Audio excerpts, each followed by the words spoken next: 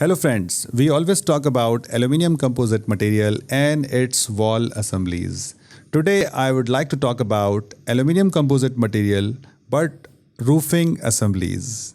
If you read UAE Fire Code, you will see there is a requirement to test roofing assembly in accordance to EN 13501-5.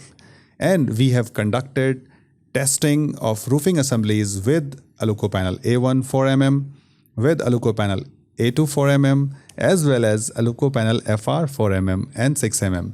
You have many areas which are not covered by NFPA 285. So that is why EN 13501-5 completes the requirement. So wall and roof both are covered.